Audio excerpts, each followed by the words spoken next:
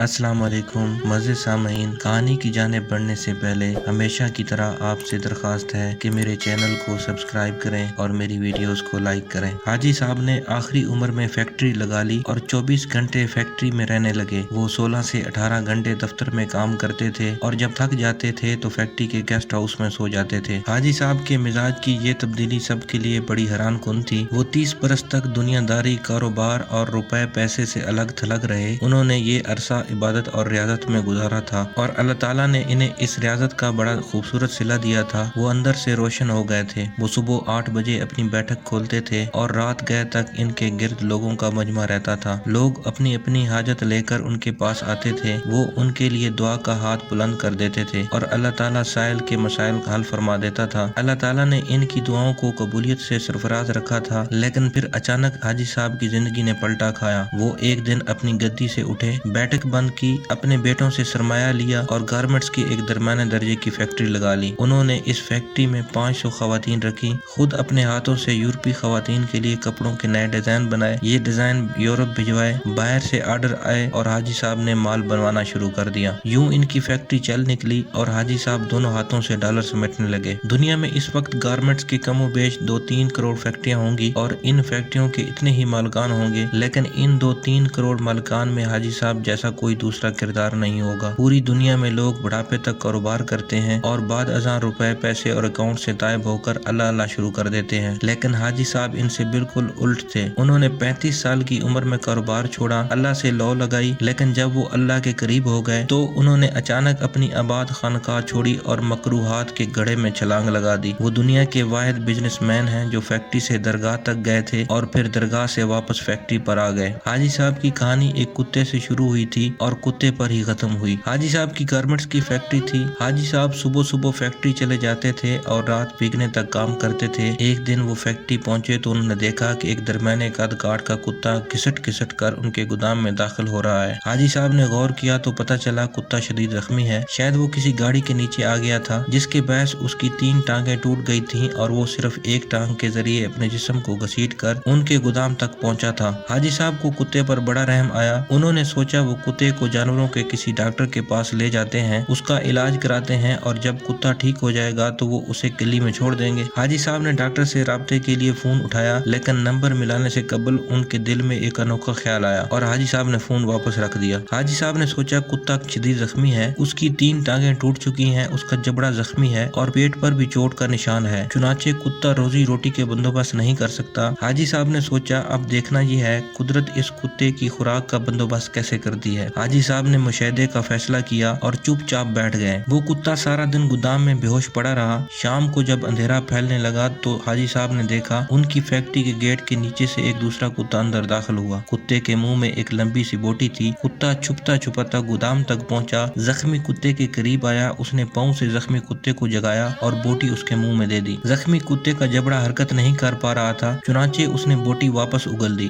صحت مند کتے نے بوٹی اٹھا کر اپنے منہ میں ڈالی، بوٹی چبائی، جب وہ اچھی طرح نرم ہو گئی تو اس نے بوٹی کا لقمہ سا بنا کر زخمی کتے کے منہ میں دے دیا۔ زخمی کتا بوٹی نگل گیا۔ اس کے بعد وہ کتا گودام سے باہر آیا، اس نے پانی کے حوض میں اپنی دم گیلی کی، واپس گیا اور دم زخمی کتے کے منہ میں دے دی۔ زخمی کتے نے صحت مند کتے کی دم چوس لی۔ صحت مند کتا اس کارروائی کے بعد اطمینان سے واپس چلا گیا۔ حاجی صاحب مسکرا پڑے۔ اس کے بعد یہ کھیل روزانہ ہونے لگا۔ روز کتا آتا اور زخمی کتے کو بوٹی کھلاتا، پانی پلاتا اور چلا جاتا۔ حاجی صاحب کئی دنوں تک یہ کھیل دیکھتے رہے۔ ایک دن حاجی صاحب نے اپنے آپ سے پوچھا، وہ قدرت جو اس زخمی کتے کو رزق فراہم کر رہی ہے، کیا وہ مجھے 2 وقت کی روٹی نہیں دے گی؟ سوال بہت دلچسپ تھا۔ حاجی صاحب رات تک اس سوال کا جواب تلاش کرتے رہے، یہاں تک کہ وہ توکل کی حقیقت بھانپ گئے۔ انہوں نے فیکٹری اپنے بھائی کے حوالے کی اور تارک دنیا ہو گئے۔ وہ مہینے میں 30 دن روزے رکھتے اور صبح صادق سے اگلی صبح کاذب تک رکوع و سجود کرتے۔ وہ پرسوں اللہ کے دربار میں کھڑے رہے۔ اس عرصے میں اللہ انہیں رزق بھی دیتا رہا اور ان کی دعاؤں کی قبولیت بھی، یہاں تک کہ وہ صوفی بابا کے نام سے مشہور ہو گئے اور لوگ ان کے پاؤں کی خاک کا تعویذ بنا کر گلے میں ڈالنے لگے۔ لیکن پھر ایک دوسرا واقعہ پیش آیا اور صوفی بابا دوبارہ حاجی صاحب ہو گئے۔ یہ سردیوں کی ایک نیم گرم دوپہر تھی۔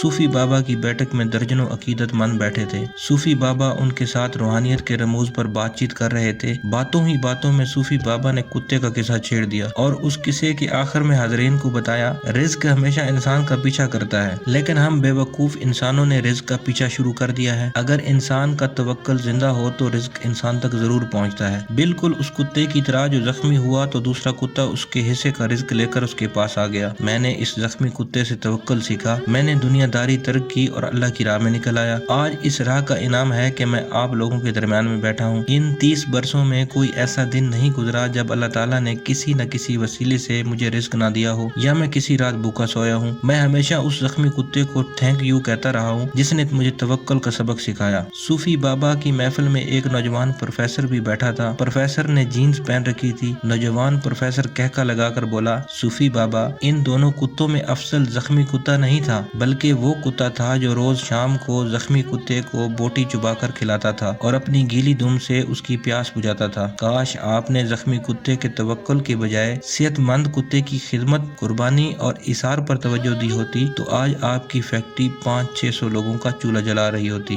صوفی بابا کو پسینہ آ گیا۔ نوجوان پروفیسر بولا، صوفی بابا، اوپر والا ہاتھ نیچے والے ہاتھ سے افضل ہوتا ہے۔ وہ صحت مند کتا اوپر والا ہاتھ تھا جبکہ زخمی کتا نیچے والا۔ افسوس آپ نے نیچے والا ہاتھ تو دیکھ لیا لیکن آپ کو اوپر والا ہاتھ نظر نہیں آیا۔ میرا خیال ہے آپ کا یہ سارا تصوف اور سارا توکل خود غرضی پر مبنی ہے، کیونکہ ایک سخی بزنس مین 10,000 نکمے اور بے ہنر درویشوں سے بہتر ہے۔ نوجوان اٹھا، اس نے سلام کیا اور بیٹھک سے نکل گیا۔ حاجی صاحب نے 2 نفل پڑھے، بیٹھک کو تالا لگایا اور فیکٹری کھول لی۔ اب وہ عبادت بھی کرتے ہیں اور کاروبار بھی۔